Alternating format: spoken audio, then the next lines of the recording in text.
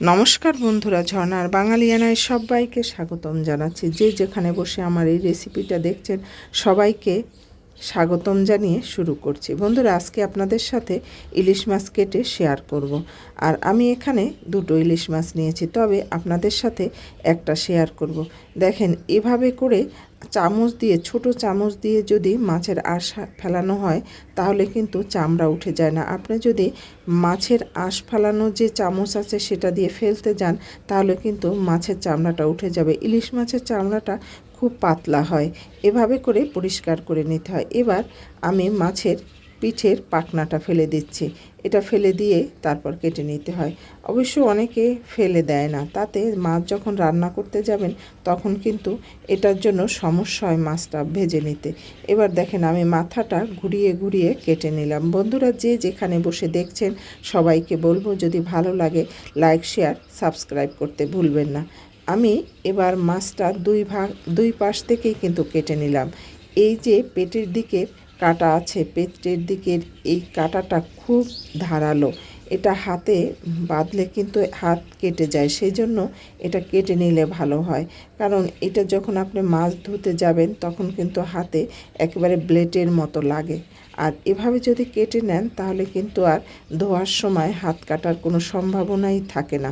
বন্ধুরা, যদি আপনার ভালো লেগে থাকে অবশ্যই কমেন্ট করবেন।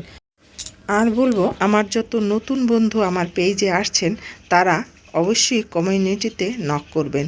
আপনি সেখানে মেসেজ করবেন, আমি অবশ্যই আপনার পরিবারে চলে যাব সময় করে। আর এভাবে যদি আপনারা কমিউনিটিতে নক করেন তাহলে কিন্তু বুঝতেও সহজ হয়। আসলে রান্নার রেসিপিতে দিলে আসলে বোঝা মুশকিল হয়ে যায় যে আমার কোন বন্ধু কখন কোথায় মেসেজ করলো। তাই বলবো, অবশ্যই কমিউনিটিতে নক করবেন। যে নতুন আসছেন, যেখান থেকেই আসেন, আমি সময় করে অবশ্যই আপনার পরিবারে চলে যাব। বন্ধুরা দেখেন, আমি মাছ কিন্তু দুই ভাগ করে নিয়েছি। এবার আমি মাছগুলো পিস পিস করে নিচ্ছি। এভাবে করে আপনার একই সাইজের কাটতে যদি চান তাহলে এই বুড়ো আঙুল চেপে ধরে আপনি মাছ কেটে দেবেন। আপনার একখান মাছ ছোটও হবে না আর বড়ও হবে না।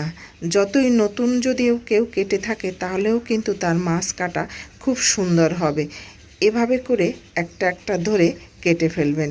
দেখেন, একেবারেই আমার মাছগুলো একই সাইজের হচ্ছে আর কাটতেও খুব সহজ হচ্ছে। বন্ধুরা, ইলিশ মাছ কাটতে কিন্তু আসলে খুব সোজা আর খুব ভালো লাগে। যারা বাড়িতে বসে মাছ কাটে তারা কিন্তু আসলে এইভাবে মাছ হাতে পেলে খুব মজা করে কেটে ফেলে। আর এই মাছটা এতই নরম থাকে, এত নরম। ইলিশ মাছ খুব নরম তুলতুলে হয়, তাই কাটতে কিন্তু একটুও বেগ পেতে হয় না। একেবারেই অনায়াসে সহজে আপনি কেটে ফেলতে পারবেন। এটা ছোট বড় বুড়ো যেই বসুক না কেন মাছ কাটতে, তার কিন্তু আর মোটেও কষ্ট হবে না। এভাবে করে দেখেন আমি কত সহজে মাছটা কেটে ফেলছি।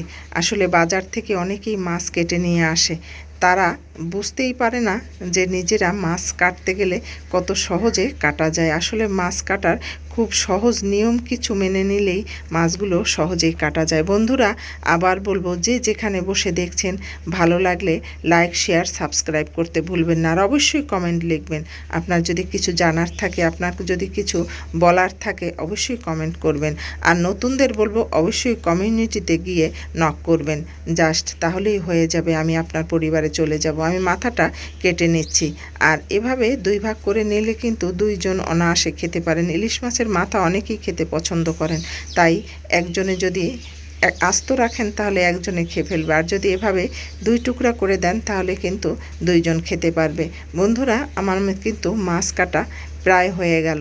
এভাবে মাছের মধ্যে কিন্তু কিছু নোংরা থাকে, সেগুলো ফেলে দেবেন।